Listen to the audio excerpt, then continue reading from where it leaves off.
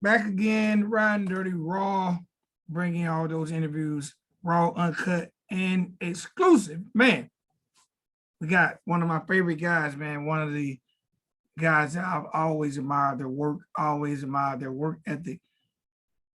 Yokane, what's going on, man? What's going on, family? How you living? All right, look, I'm gonna dive right into it. I've always called you Yokane, Yokane, like Yeah. man, and I'm sure there are other people who probably can't pronounce your name the correct way. So let's start off by setting the record straight with the proper pronunciation of your name. Yokane. And I don't know why in the hell I just throw a cannon on there. Well, you know what? It used to be Yokane. You know what I'm saying? But I just shortened it as time went on. But it was Yokane. You know what I'm saying? It's Hebrew means God is compassionate. So God is all I did, yeah. So I just shortened it. You know what I mean? And we ran with it like that. Too many syllables. okay. Okay. All right, man. Let's start from the beginning, man. Let's take these people on a journey. Please inform everybody where you're from and what was your introduction to the music? I'm from Griffin, Georgia. My introduction into to writing and all that was I had a cousin at about 9 years old. You know, he lived in Atlanta, so he came down and he was spending some shit, and it kind of got me inspired. So we used to rap then, but then I kind of got into it because I had an older cousin who started me off, managing at about 15, 16. And then I kind of did that for a few years and took a break back, got some responsibility, and had to handle some business and then re-emerged, what I'm saying, at a king. You feel me? All right, now what was it like in the early years, especially being from a small town like Griffin? In the early years, I mean, it was all fun, it was all competition, you know what I mean? It was more so than ever, it was expression and kind of keeping your focus, you know what I'm saying? So you don't have an idle mind, giving you an objective and giving you a platform to kind of, show your interest or what you was good at. So, that was the main purpose. It kept a lot of kids and a lot of youth, out of jail or from being killed. You know what I mean? So it was something to kind of occupy your time and your mental space. Now, a lot of people, when they hear Griffin, they assume that Griffin is real country, you know. But last year, someone actually put out a list with 50 rappers out of Griffin, and plus there are many, many more. Like, what would Yeah. people be surprised to know about Griffin? Or what did you learn from growing up in a town like Griffin that people will be surprised to know? I mean, Griffin got a whole lot of talent, a whole lot of creativity. You know what I mean? A whole lot on every level. You know what I mean? Whether it be artistic expression like drawing, painting, graphic design, uh, clothing, or music, movies, all that. So it's a lot of talent in Griffin. So a lot of people, I mean, I don't even know why you'll be shocked to find that out. You know what I mean? Because whenever you find heavily Black culture, you're going to find creativity. So, I mean, that's what it is. Okay. All right. Now, growing up in a small town like Griffin, and we all know when we got time on our hands, idle mind, as a young African American male, we can't get into trouble. What kept you Yeah. on, what kept you on the straight and narrow? I mean, we all get into trouble anyway, just because there's a whole lot of systemic stuff in it. But not to go into that. But I mean, what kept us on the straight and narrow was older mentors. Guys who gave a damn. You know what I mean?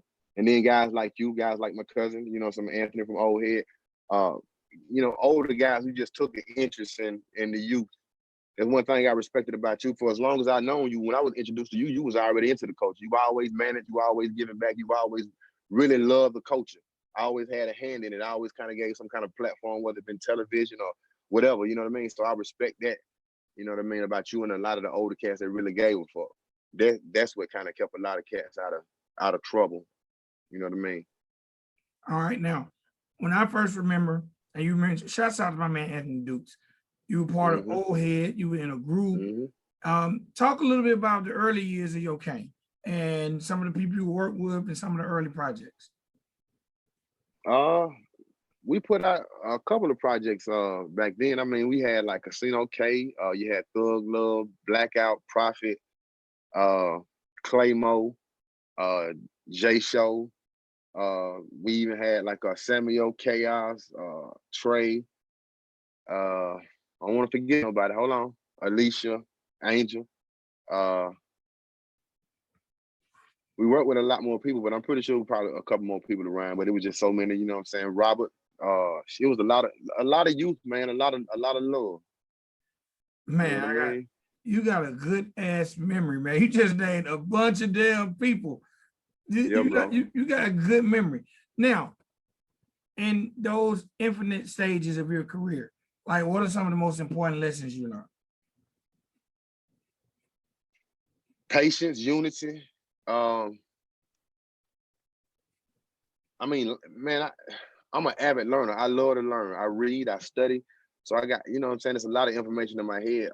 In details at that time, I think, you know, more than anything, it's just, you know, freedom of expression, unity. And then I learned from the, like I say, from the older cats and from the OGs, I learned, you know what I'm saying, to care. You know what I mean? To give a fuck about, you know, our state of affairs and try to, you know, put a hand back into it. That's some of the, you know, shit I remember on the surface level. I'm pretty sure there's a whole lot more if I were to go in depth, but you know what I'm saying? Those are some of the things that stand out. Leadership, self-sufficiency, you know what I'm saying? Shit like that.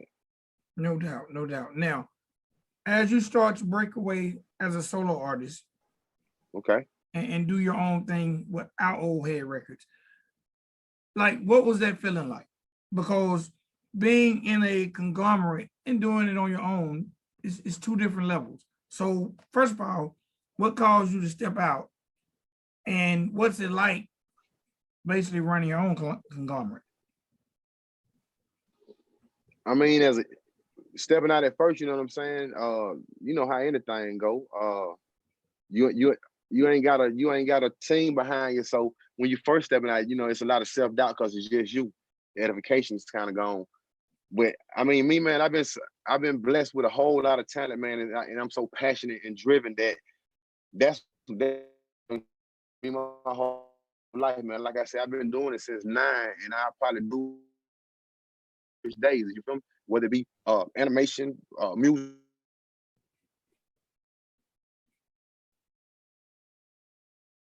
Anything, man, even stories trying to, you know what I'm saying, get a point across to certain people who can kind of relate to my struggles and shit. But so stepping out initially was scary, but I was driven by the talent, so I was fine.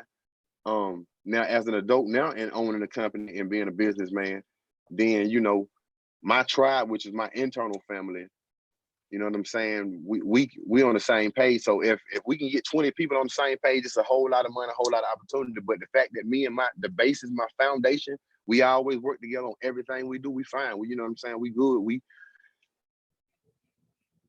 It's way more equity and ownership. So I love running my shit. I love having my mindset. You know what I'm saying? And I love coming together with people who can come together on one accord. You know what I'm saying? Put our funds together and put our talent together and try to get something done. All right, now I don't want to overtalk, but that's the thing about the town. One thing I don't want to overtalk, you know, but I'm feeling it. One thing about the town is it's a whole lot of talent in the town, but what I notice is man, it's the competitive drive is so crazy that it's kind of hard to kind of get it together, man. If everybody were to work together, man, it's a whole lot of shit that can be done. You feel me? But it's all competitive, you know what I'm saying? And it's like, well, shit, hell no, I ain't gonna push no motherfucker higher than me. You know what I mean? yeah, no. So, you know. Sometimes I feel like, especially as a, you know, as a older statesman, I feel like as African Americans, sometimes we're way too competitive when it comes to dealing with each other. You feel me?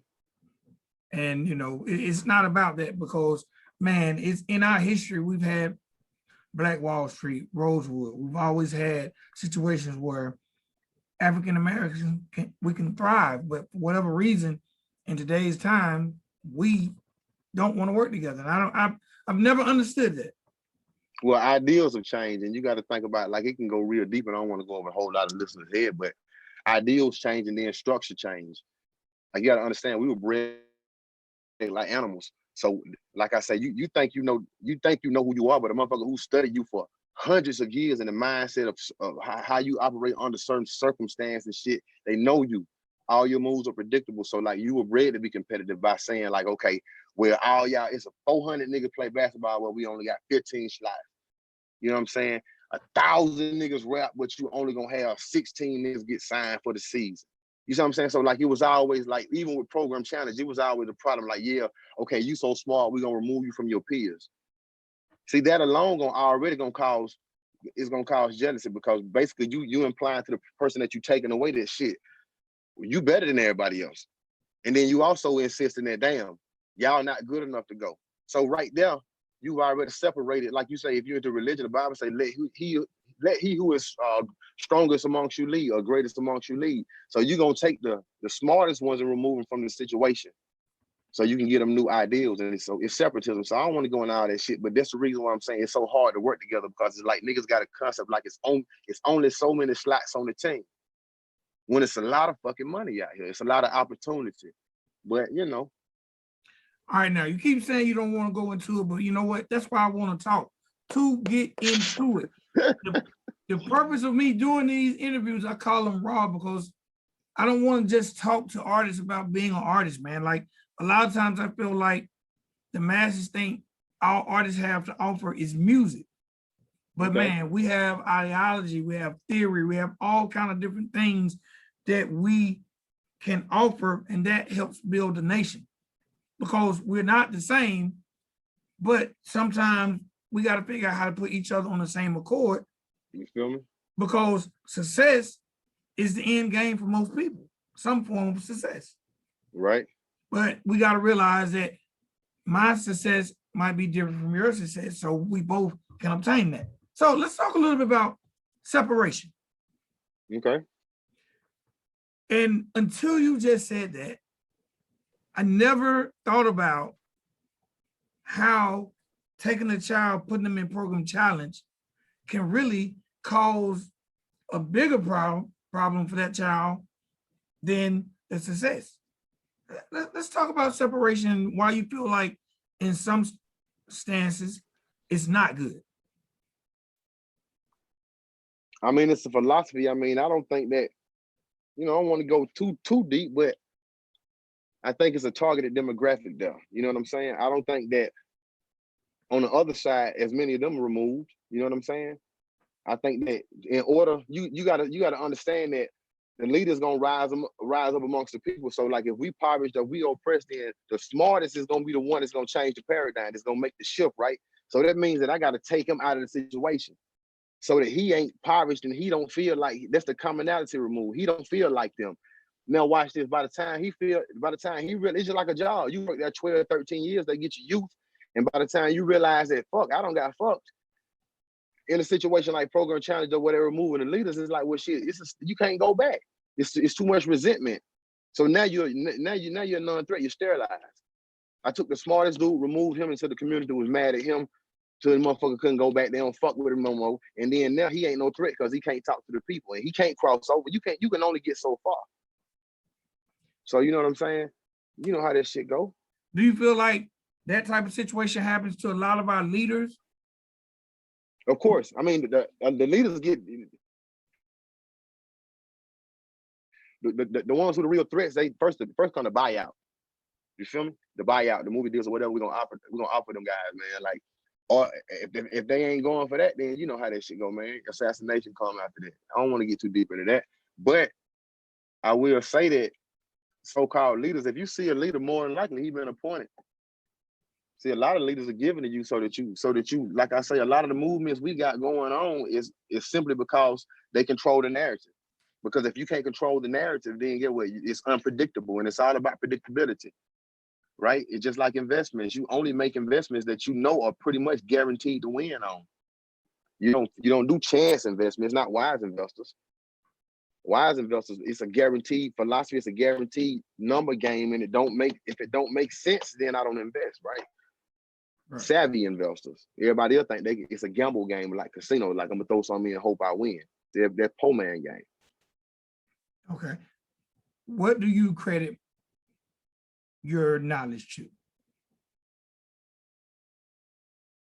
Being hunger driven for knowledge, just exercising my mind muscle. Like, right, it's a lot of niggas out there that really go in the gym and call them gym rats, right? And they buff. You can tell. Because you can see the physical, the superficial part of it. But then I'm a gym rat when it comes to my mind. Like I do a whole lot of I do a whole lot of absorbing. You know what I'm saying? A whole lot of reading, a whole lot of studying. I study everything. I'm obsessive. Like my homeboy say, man, he said you got a lot of talent, but I truly feel like my real talent is I'm an advanced learner. Like I can take anything, learn it in quadruple the amount of time and do it very effectively. You know what I'm saying? So it don't matter. So if I choose to do whatever, I'm gonna be good at that, which is good and bad. You know what I'm saying? All right, now in your music, man, I can always say from hearing you back when you were a teenager, you've always, for lack of better terms, kept it real black, kept it real progressive. Why is that? Because my ideals I grew up on, you know what I'm saying? Like the guys who I grew up on, who I really respected, all the attributes of them guys, like their principles or their philosophy or like whatever I respected about them guys, I really try to make it a part of my genetic makeup. Like I really try to design me based on them principles and characteristics that I respect about other cats. So if I respected a cat because of his mind, then I really went and, I really got on my learning shit. If I respected another dude because of his articulation, the way he spoke, then I really went into that, understand how he spoke. So like whatever I admire about a dude, I try to possess that attribute. You know what I'm saying? So like over time, it's just like anything, as a man thinking. All right. Also, I noticed some years back you became a father.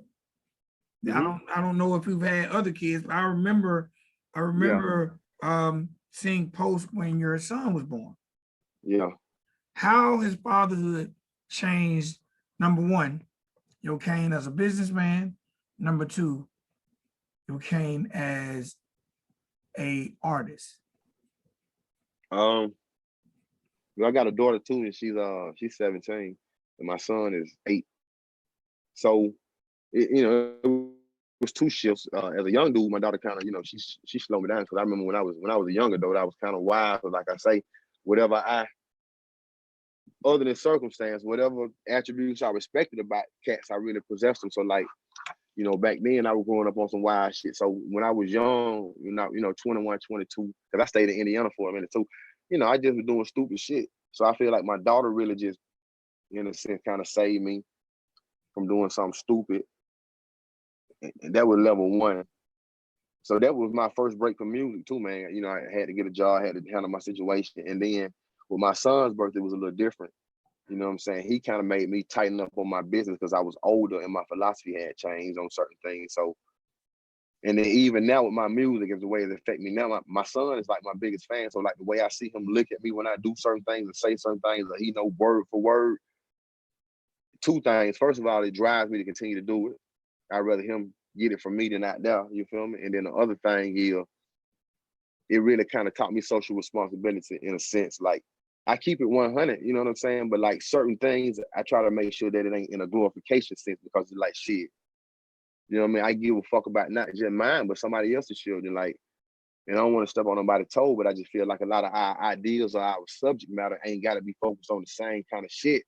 Because some of that shit ain't, even though it might look good, sound good on a record for street cred or whatever, that shit really, that philosophy really is a detriment, you know what I'm saying, on an overall scale. So like, if you're going to talk about certain things, then you need to show the spectrum, you know what I'm saying? You need to show like, okay, boom, boom. And then, this how I'm on the end, this how I got fucked up, you know what I'm saying? Like, this how I straighten up. But don't just glorify that shit because we know that every black male in America already dealing with the same circumstance, same situation, you feel me? And like I come from a household where like drugs were prevalent, you feel me? So like certain things I don't step on, you feel me? I don't really just, but not to step on nobody else, everybody else shit in their shit. But I feel like as an artist, you like Drake said some shit a long time. He said, shit, you got to transition from blending in to standing out. So like, if I hear all these niggas and they all got the same sound, they all got the same subject matter, it's like, what the fuck? I might well just pick one and dispose of the other 9. You the same nigga. So I just think that now we got to add character, now we got to add relevance to story. We got to keep it 100. You know what I'm saying? Like, so I feel like shit. If you listen to my shit a real true story shit. It ain't like I kill no nigga and all that shit. That we all know that everybody got guns and all that shit. But it's more like, okay, this is what it is. And then this is the mindset to overcome certain situations or or that what it was, you feel me? But it ain't nothing glorification or nothing in that light. But I know spoon feeding niggas too. I know you can't give niggas too much medicine at the same time. So it's like, you can't give them that, but it's balanced, you know what I'm saying? Yin and yang. Right. In today's society, when we hear radio, we're more adapt to hear the negative aspects of our community than the positive aspects. Why do you think? Yep. Why do you think it's that way? Because it's a controlled narrative. I mean, what is it? Channel One, they own 2,600 radio stations, 16 slots on the station. So I mean, like I understand that in order to change, it's just like Pharaoh said, man, or Hitler said. He said, if you, or even the Bible say if you train a child the way that he should go when he older, he won't depart. Hitler said, if you give me a child from 1 to 14, then I got him forever. So it's like, whenever you get to, and the same thing when you, like, if you want to go back to Bible days when they say we got to get rid of the Messiah, we know a Messiah gonna be born, so we just gonna dispose of all the firstborns because we hear he's gonna be a firstborn, right? Same concept. That concept means that in order for me to sterilize the young leaders or whoever, I got to change their ideals. So if I own all radio stations, then that means that not only two things are gonna go on here. I'm gonna give you a slot full of artists and freshman covers, and all these niggas is gonna be on the same shit, which means that in order for you to be on this cover, you gotta follow suit. You gotta clone. And the other thing is, I felt like I told niggas, I'm gonna give you a scenario, Vic. If I do a making the band or something, right, and I got 100 niggas, right, and I say, okay, I want y'all nigga to do this. 30 of them niggas gonna say, hell no, right? You feel me? Yeah. Boom. Already, I got 70 niggas left, right? I'm gonna go to round 2 or 3. I'm gonna say, I need y'all nigga to do. Another 30 of them niggas gonna fall out. Boom, they fall them out. Oh, when I get down to the top 15, them top 15 gonna do whatever the fuck I ask them to do. So I pick the narrative and then I rinse and repeat. So artists are disposable. So like that nigga you heard 2 years, unless he has substance, you don't hear him no more. I'm gonna rinse and repeat with another nigga who was raised on him, who got the same fucked up narrative. And so I think in order to make sure that we not coming up in, you know, the way we're supposed to come up as far as like with our philosophy or our ideals, they got to control the narrative. So the narrative means that I'm gonna pick the fucking rappers, I'm gonna pick the TV stars, I'm gonna pick everything you look up to, everything you respect, so that your children aspire to be that. So whatever that may be. So if you look at the ideals of the 90s and shit, and you look at the ideals of the day, you see the narrative has changed because they say, oh shit, okay, I understand the power of music. That's why it changed. But like I said, I wasn't trying to get into all this shit, you know what I'm saying, with the mental space, you know what I mean? Because I don't want to go over niggas' heads, but you know, that's what changed, man. The narrative changed because it's being controlled. And then now you introduce algorithms and you introduce all this bullshit. So now we understand that everything is being controlled. I'm shifting it. I'm shuffling the cards. Every time you get a good hand, I'm shuffling the cards or I'm catching the dice. When I think you're finna hit, I'm catching because it's in my high. I'm catching. You feel me? So like, that's what they doing. Okay. So that's why the narrative changed. All right. I agree, bro. See, I want the knowledge. You don't want to drop the knowledge, but bro, I want the knowledge. I don't want to just get on here and say, hey, I know you got a new album, who produced it. No, bro, because a lot of artists, even if the artist ain't rhyming about intelligence, when you sit down and talk to them, then you can see the intelligence. So for me, being an older person, that's why I call it Riding Dirty Raw, because I want people to hear the raw, uncut version of how people really think. And you're definitely upper echelon when it comes to your thought process. So for me, knowing you so long, at one point in time, you've always been on the music, but I seen you transition into corporate America for a good and extensive amount of time. What was that transition like? Man, whenever you doing something that you're that you don't love, man, I mean, they say time fly when you're having fun, but shit, time fly anyway. I mean, for me, if I look back, it seemed like whenever I went and I did the job, shit, it seemed like it flew by, but it was a long time, a long learning lesson. The value really didn't come monetarily, but it came with the knowledge on how to, you know, being a manager and all this shit. It came on how to run a business, how to deal with customers, you know, professionalism. And I learned a whole lot as far as on the administrative side of shit. That's why I knew I could run a company and I could step out and handle my business because I felt like shit, I was pretty much running it. You know what I'm saying? On that same note, it's just like if I was a guitar center for like shit 13 years.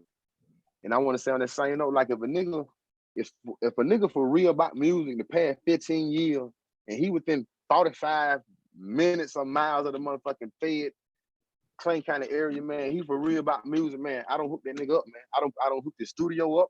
I done goddamn gave him the knowledge, I done all this shit. You know what I'm saying? But you know how that go. It ain't niggas don't reciprocate that energy. You know what I'm saying? But it's all love though. While you were there, were you able to create some good contacts and a strong networking situation? I mean, I know a whole lot of people. I got a whole lot of good. I met a whole lot of good people in general. That's one reason why I put my face on this album, because I know my face value is stronger than name. A lot of niggas don't know Yokane. They might know Miko. You feel me? But I know they know the face. You know what I'm saying? So that's why I put me out there like stripped and all that. With anything, man. I mean, it's like this. No matter how many people I know, a relationship, you know, a lot of relationships are like this, man. People are trying to get what they can get. And I ain't saying I've been you because I'm not no hoe, but I'm saying that, you know, I had a job to do and I did. But more people, man, like I told you, we got a philosophy of, man, like it ain't enough spots on the team, bro. It's not enough. You feel me? Like, so at the end of the day, really, I feel like my networks don't mean shit. I know 100 DJs where I done gave them software to hook this shit up, fix this shit, told them how to do it, gave them their first set. You know what I'm saying? But shit, you know, it is what it is. But like I say, I love it because being a boss and controlling your own narrative and handling your own shit is way more lucrative. So like, you know, I love the new distribution methods, the new internet, you know what I'm saying? I love passive income, I love digital assets. So the way the game has been created now, it ain't really on no group of people or on no individual. So right now, I don't even try to leverage my content because I feel like shit. This is supposed to be all love, right? I reciprocate. You got to reciprocate the energy that I reciprocate. If I give you the positivity, I give you the word, and I give you the encouragement. Every nigga that know me know that I'ma always tell you it's a marathon. I'ma always tell you that my nigga, like, you know what I'm saying, go get it. Like even now, like when I sit back, I know niggas been dropping singles and all that, but I feel like shit, and I ain't around my own dick, but I feel like niggas just been chilling back because it's like at our age, you know, we've been doing music for a minute, and a lot of niggas is like, well, shit, you know, damn, am I too old to put out a record, or they worry about how they gonna look because a lot of our peers, you know, done got old in a sense mentally. So I feel like even with the narrative, even with me just dropping some shit showing niggas that it's all good, I feel like a lot of niggas like, it's all good, okay, let me drop one. You know, and I see an influx, I see niggas, like I said, but it's too competitive. Niggas we should be goddamn, you know, we should be grinding. Like niggas in the lunch should be like, well, them Griffin boy, hell, boy. Them niggas, you know what I'm saying? Them boys spoiled. About 400 niggas down there. All them niggas doing shit together. Like them niggas on TV. Like I said, I got a cartoon on Amazon that I got digital assets where everything fine. I'm good. That's why I do music now, and I do it freely. And that's the difference between when I did it then. It was always a positive narrative and a real message, but now I do it freely. I do it without no kind of conviction, no kind of validation. I know that it don't matter. I can sell anything, and I know right now it's more for the contribution of and to try to offset the bullshit narrative that they got going on. So I feel like even when I listen to a lot of the old heads, a lot of them guys are like, well, damn, man, you know, music done change, man. The only reason is because they don't make all y'all niggas less, they'll make y'all passive and make y'all believe that the shit done change. Put the music out. If all the niggas put the music out, then get what? The underground gonna boom and it gonna sound good. But see, I think a lot of guys go through self-doubt and they don't know. You know what I'm saying? Yeah, because I think like you mentioned those 15 spots at radio. Too many people are competing for those 15 spots. Just put your shit out. It ain't gotta be a single, just come on put now. it out. Hey, bro. Come on, bro. Like motherfucker say, man, one motherfucker like it, 1,000 motherfuckers gonna like it. But I don't give a damn. Like I tell a nigga, man, I don't give a fuck if you make $1,000 for the year off that record. That's passive income that you didn't have, and get what? You still got that record out. You can make another 1,000 next year off the same record. Work on another record. You just rinse and repeat. But it's about, when you talk about 7 strands of income, man, it's about creating them assets and putting them out there, man. Like even with my cartoon, right? I had it on YouTube for a year. You know, view, people love it and all that shit. Then I pulled it off YouTube because like I got it on streaming platforms where, you know, where I get paid off from it. It's like, well, hold on, I'm getting these niggas free shit, and really y'all not reciprocating. So get what? You finna have to pay for it this time. You gotta learn how to understand, man. Charge, get your value for it. I don't give a fuck if you make $500 off for it. It's $500 earned off of some passive income. It's intellectual property. It ain't taxed. See, niggas got to know them tax laws. Yeah. So I feel like if you put out them books and you getting the residuals and you just invest in a whole lot of passive shit, man, you got to understand that you're gonna be all right. You know what I'm saying? We just got to create, man. It's really for the narrative, and then if it ain't for monetary gain, it's for the narrative, it's for the culture, bro. All right, now you done mentioned the cartoon 3 times, but I ain't ready yet. I ain't ready yet. We gonna take these people on a real walk. All right, how did corporate America, how those 13 years on the corporate field lead to the real estate side? Let's just drop a little real estate game for the people.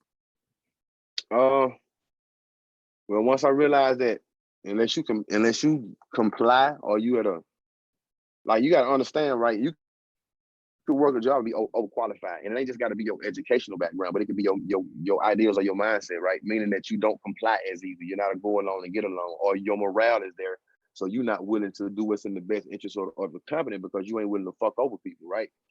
So you got to understand sometimes you overqualified, and sometimes, and with a lot of us, is you really just lack of faith. But when you've been blessed with certain talents and certain in a mindset, man, like, you almost obligated to have to do that shit, bro. You got to believe in yourself enough to step out there, man. Like, the corporate America transition came after working there so long and seeing it rinse and repeat and do the same thing. It's like I see young niggas who fall for the same shit I fell for, and I ain't down talking nobody. I'm just saying I see the structure, and it's like, I don't know what my homeboy, he came to me, he was like, bro, have you heard about, certain aspects of real estate? I was just, listen, I wasn't really paying no attention to the shit. I would want to do music, you feel me?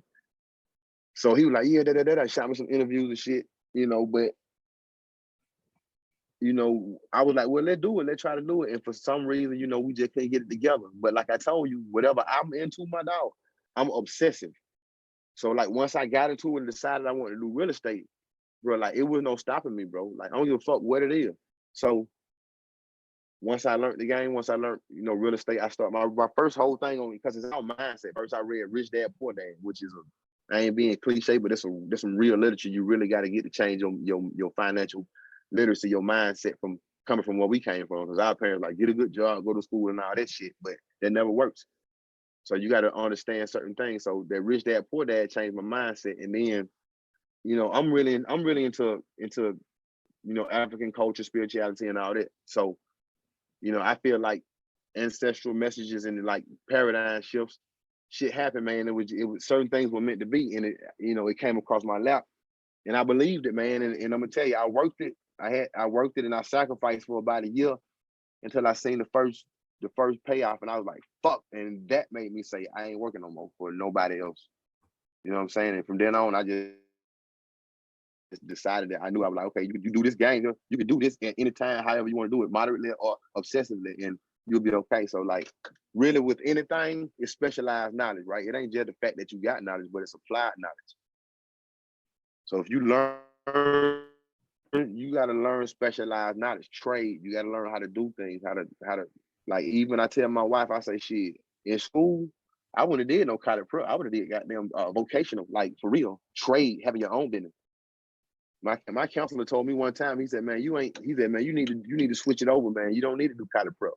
And I ain't knocking nobody, I'm saying everybody's different, but he said you need to run your own shit, because he already knew that I wasn't gonna be able to go all the way through the system. You know what I'm saying? And comply like that. I was too much of a free thought, a free radical, mentally. So like I was gonna always be, you know what I'm saying? All right, now let's talk about this cartoon. All right. What led to the creation of the cartoon? And the name of the cartoon, and just give us the 411 on it. Well, the Miko Show is the name of the cartoon. It's basically, it's loosely based on my life. And it's on Amazon Prime and some different places. But with that one, that one came out. My first cartoon was like one called Fuck's Newscast, and it was big. And we were talking to some majors about that shit, but it never fell through. But it was big, but it was real controversial. And I went through a paradigm shift, man. Like I it's different sides of myself, so I have to deal with myself. But at that time, I was going through a paradigm shift, and I was dealing with some cats, and I was like, well, damn, bro, I want to add more value than just being as wild as the show was. So I remember my dad told me one time, he said, man, when you figure out how to fuse your music and your drawing and all that shit, you're gonna have yourself something. So I always told myself, I said, man, if nothing else, I want to do something that I can put my whole family on, like, if nothing else for the memories. So if for that ancestral energy. So I was like, well, shit, what I wanted to do, I wanted to create something I could put everybody on. So I can't. So once I did the Fox newscast and I had like 8 cats on it, and we had like celebrities on it back to back. You know what I'm saying? So I was like, I said, I got the connections. That's what you talking about. Do I got connections? I still leverage connections, but I was like, let me do one on my life where I can use my whole family. So if you look at it, everybody on the show is related to me or a good friend of mine. So like I got my mama, I got my uncle, my auntie, I got my cousin, my wife, my daddy, all of them on the show. You feel me? So that's how we came up with the Miko Show. And we just, it go and people took to it. So like I said, we put content and we put truth in it. So, we just doing it for the culture. So season 1 is up. And then I did the album because it was something I told myself I was gonna do when I was younger. I committed to myself. So, and then I found out a new formula. I was like, damn, nigga, time to ride. So with that, I just dropped the album. And then we're gonna drop another season. And then I would be honest with you, Vic. I'm gonna be honest with you, dog. I did 40 songs in like 2 months, bro. I did the whole album in 2 weeks, and then I came back and did a whole nother album in 2 weeks. That's already ready to go. I'm just sitting on for a minute till I can get the second season of the show off. Like, I'm literally, bro. I probably got 60 some of my songs this year, but it crazy, bro. Like I'm hungry. I'm happy. I'm passionate. You know what I'm saying? I got some shit to say, and I'm just working right now. And I'm working without. I ain't looking for no validation, no critique, none of that. I don't give a fuck. I'm just telling my story for nothing else. My children can grow up and have a bar and a narrative and be like, damn, this who my father was, and they can be proud of. You know what I'm saying? The way I went. You know what I mean? That's all. At this point, like I say, I'm straight. So I ain't looking for nothing. I'm just, if a nigga can relate to the story, I'm hoping I can, I can help a motherfucker out. Man, all right, because I know you're good with the pen twice, writing rhymes and animation. Oh, I make beats, baby. What you talking about? But I'm Shit, just I'm talking okay, about no. the pen though. I'm talking Okay, about the pen, all right. animation Yeah. aspect, because there are a lot of youngsters out here that can draw and animate, but they don't know how to get it to the level of a cartoon. Like, how are you able to take it from being able to create something on a paper as far as a drawing to bring it to life as a cartoon? I'm an obsessive learner. I like to. I absorb knowledge. So like I told you, YouTube University, man. The fact that we got access to all this information, man, it really depends on how you using your information, right? Like I'm gonna be real with you. If I see too much ass on my timeline or too much bullshit on my timeline, Vic, I go to unsubscribe because I know it's been offset, right? You gotta believe in balance, and I believe in it got to be more benefit than detriment. So like I want 60 to 70% knowledge and 30% ass on my timeline. I don't want 70% ass and 30% knowledge. Or a lot of people just follow in bullshit. I try to make sure that all my routines are beneficial. So like, a lot of shit I follow be like real estate or passive income or music, to get inspired, or script writing. Like I just try to make sure everything that I feed my diet, my spirit, I try to make it influential and beneficial to what I want to do. So like with animation, I just start with the basics, right? I can draw. It's like how to animate your drawings on YouTube. And you start with the basics and you get better. Like I told you, patience. And you just got to believe in yourself, man. A lot of times, keep that shit to yourself until you're ready to release it. Because, a lot of people can't understand the vision. So,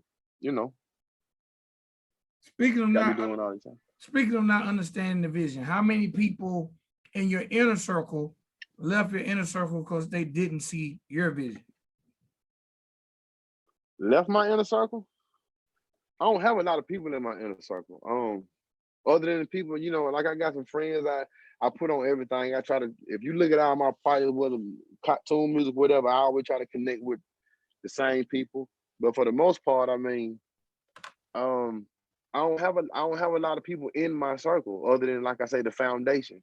So we do everything together, no matter what it is. So it always worked. The formula is that it's never broken up because my intermediate family is my foundation. But other than that, nobody really left the circle. If a nigga ain't in my circle, it's because the energy just went right, and people got to grow at different times. And right now, the universe then they must to move at the same speed. You know what I'm saying? And it ain't no hard feeling. It just we'll catch up. But like I tell you, I'm obsessive, and regardless if I'm with a crew or I'm dolo, I'm working. You feel me? So shit, I'm gonna keep going. Because the other thing is this, like when you say old head, back in the day, I was making the beats then. So seeing that I was making the beats and recording everybody's song, shit, you know, even when I left, it was like Dre said. Dre said when he left Death Row, he knew he was gonna be out because he was making the fucking beats. So, you know, this at the time, the sound, you know, the sound was me. Other than, you know, what cats brought to their own individual group sounds, the sound of the label was, for the most part, majority of the time, was me. So when I left, it was a sound. I just, you know what I'm saying? I ain't never had a lot of niggas make no lot of beats for me. So, you know. The cartoon, the Miko Show. How do you do the voices? Yeah. How do you do the voices? Like, are you voicing everything, or do you actually bring people in? Like, how does that situation work, if you don't mind getting a little bit into it? Well, originally, what we were doing was, you know, I was bringing everybody to the studio, and like even the first set, we was coming over and we was collectively getting together in a room, and we were all just vibe, which means that, you know, you had to do it sparingly because when you're trying to get 5-6 people together, schedules and shit like that. So now what I do is, the foundation is, you know, me and my wife write the majority of it, and then I got, you know, friends that write and all this. And what we do is we take all that, and then now I just send it out. I send it out with certain apps, and I say, record it like this, you know, maintain these decibel levels, that I hit read this script, do it your way, and send it back. And then once they get it, I take it all and I put it together, basically how we wrote the script and how we see the vision. All right. So now I'm working with niggas remotely. Like Bruce is on like episode 3. And same thing. Like I had a whole bunch of content, and he came over. But most cats, they just send the vocals via email, and we just drop it in Pro Tools or Logic or whatever and get it in. All right, man. What do you see next for the Miko Show, especially season 2? More truth, new characters. I don't know if you've seen it, man. We got some wild shit, but just, you know, more of the same, man. Just like I said, you only got about 5 or 6 episodes, so we got a whole lot to talk about. Cause we basing it on life, and then like one episode, I think episode 2 is based on being profiled. So a lot of that was, you know, relevant stories that my homeboy had came over. He was like, bro, this is what happened to me. I was like, but it's funny as hell. So, you know, we try to incorporate that in the script. So we just try to base it on real life stories so that it's relevant. You know, we don't make up a lot of shit. And long, like I say, as long as you keeping it real, man, the African American experience, I don't give a damn where you from, is damn near the same in the country. So as long as we keep it relevant to our story, you should be able to relate. You know what I'm saying? That you captain. All right, you should be able to relate because it's the same story. What, you know what I'm saying? What are your major ambitions for? Like, do you want it to get to the level of Boondocks, or like, what are your long-term goals for the Miko Show? I had some cats talking to me about whether or not I just want to do, you know, voices on it and kind of let them control the narrative, you know. And like my whole thing is like, this called a Miko Show. So in my life, right, I could create a whole cartoon for you, same feel, and let you take that over, and I could be a voice on it. But for my show with my family on it, you can't control the narrative on that shit. So it's kind of like my baby. But I mean, really be honest with you, Vic, man, it's really no long-term goals for a project itself, bro. Like, I'm creating because it frees me, it inspires other people, it allows me to work with my family. It's something just like I do music. Now I do music for me, bro. I had to listen to every Nipsey Hussle song 4,000 times. Like, man, goddamn, I really ain't got nobody to listen to, nigga. So I started recording again. You know what I'm saying? So like, to inspire my fucking self. But other than that, I mean, like, I don't really have no objective for the show itself, bro. I just want to keep creating, bro. Let it do what it does organically. The fact that I can jump over here, do a whole album and focus totally on it for 6 months and don't have to let up is great. I can record every day. If I want to do the cartoon and do 12 seasons, I can, and don't have to worry about no stress. I can do that. So the fact that I can do that, I don't have no real objectives for them things, because I understand it. You know, read Rich Dad Poor Dad. I don't work for money in a sense where I don't want to labor for my bread. I want everything to be passive. So I just do it when I want to do it. And other than that, I do real estate, bro. Right. You know what I'm saying?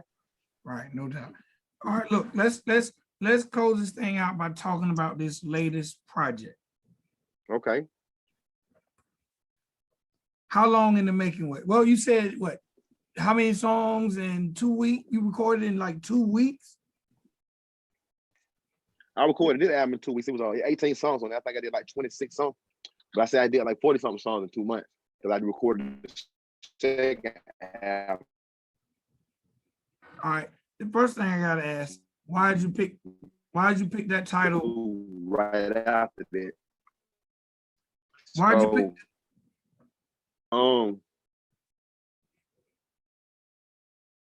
Why'd you pick the title King Me? King Me? Yeah. To remind niggas of all the stolen greatness, bro. You know what I'm saying? Like, I picked that shit called like everybody, like I told you, bro, if you look at the narrative of how we do shit, and I don't get me wrong, I just did a video where we did the dead president concept with the white fade, you know what I'm saying? But it was more metaphysical, it was more like metaphors in a sense, like, you know, we hit a link like on corporate America and say it wasn't like we finna rob the brother man or the other man, but it like every narrative, if you go overseas, man, a lot of motherfuckers say that we thought we this and this, because that's America already paint the picture, bro. We, you know what I'm saying? So why the fuck we gonna keep painting the same picture that they don't told you? They already told you we savages and beasts. So why the fuck is that the narrative for us? Why the fuck every nigga a savage? Why every nigga, you know what I'm saying, 12,000 kids, every nigga selling crack to babies and mamas and grandmamas and shit. Not to step on nobody's toe, but I'm saying, why is that the fucking narrative? Every movie, every fucking everything. I did King to just kind of switch it up to let nigga know that, like, and not to be cliche with it, but you know, integrity. Like, I remember how Chad with Bozeman made niggas feel when Black Panther failed, man. Like, it made niggas stand on principle. Like, I was proud, you know what I'm saying? So I was like, why can't we instill this same imagery with the music shit? You know what I'm saying? To show niggas that, like, we ain't all gotta be here though. We ain't all gotta be Kundalini. Look that shit up. You know what I'm saying? Sometimes we could be up here and we can do balance. So I want to let niggas know that, you know what I'm saying, we greater than that. Let's switch the narrative. Because we all know that everybody throw it out. Everybody got guns. Everybody overcarried. Everybody done sold. Everybody did whatever the fuck they had to do if you was in a circumstance. But now, what it is, you know, and now that we, and a lot of us, like, now that we grown, like, what is it now? Are we still perpetuating 19-year-old habits, or are we gonna switch it up, you know what I'm saying, and let nigga know what's really good? So I just, you know, like I said, I don't want nigga to get in their feeling about shit, because I just want, if a nigga in their feeling about shit, I want him to say, well, goddamn, let me question my methodology and switch it up a little bit. You know what I'm saying? But I just want a nigga to, like I say, let them know that I wanted pre-slavery, dog. Everything post-slavery. Teach them about slavery. What about pre-slavery, bro? Right. No doubt. Empire shit. You know what I'm saying?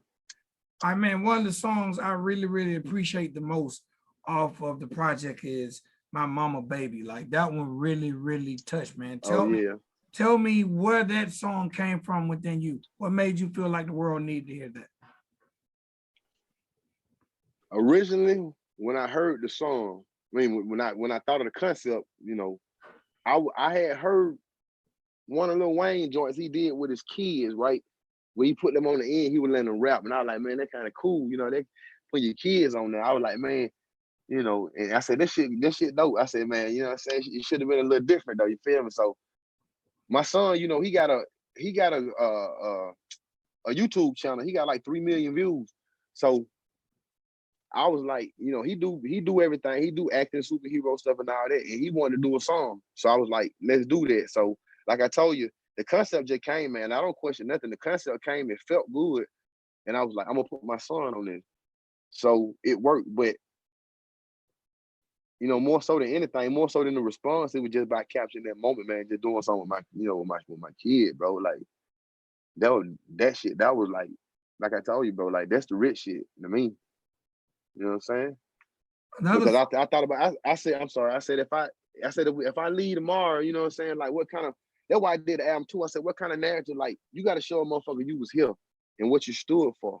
So like if I leave tomorrow, like when motherfuckers looking me up, my children looking me up and they looking for direction or motherfucker, like what kind of narrative? So I felt like shit, when a nigga see me, they need to see royalty. Like I came from like, I ain't put my business, you know, I came from like, my mama was on drugs 25 years. So like single parent, when you got a single parent on drugs, you really ain't got no parent. So like, I felt like shit, that transition to go from here to here, I felt like Kimi was very important for the lineage, you know what I'm saying? Because we all know where we come from. So I just felt like it was important for the culture, for the family, and for how I see myself, because I went through a period where, you know, where I was down myself and I was going through a whole lot of shit mentally. So I felt like King Me was just something that I needed to see, something my kids needed to see, and something that the culture needed to see. Because a lot of our people who got King on their name, like a lot of them cats in Chicago or Detroit or New York and all that, a lot of them cats got King on their name, man, but they don't be on no King shit. Them niggas be killing each other and all of those other shit, man. I just feel like it cliche. So I'm like, nah, bro, we gonna goddamn, you know, and a lot of niggas can't get with it because they ain't there yet, but a lot of niggas, you know, we're gonna do what we supposed to do with it. Right. Another song that I really, really like is I Have a Dream. Tell me about that one. That I Have a Dream. Yeah. If you listen to the lyrics, that was kind of did for my kids too, man. You know, the Martin Luther King sample. I got behind the scene footage where I was kind of coming up with the concept, but like I told you, man, like now I just go for my heart when I do music. So whatever come up. I don't do a lot of contemplating, a lot of writing. Whatever come up. So I was kind of thinking about my daughter and thinking about my son. If you listen to this, what I said, everybody gonna make mistakes. I told my daughter, don't worry about it, you'll be straight. And then you hear him say one day, you know what I'm saying? And I just feel like shit, like I told you, but like it's a whole lot of message there for my children. If you know, just in case they listen, you know, I hope, like I said, I hope for longevity. I think I'm at least 89, 100 years old. But you know, I want, you know, just in case, I just want certain things to be said. And I know there's certain things you can't say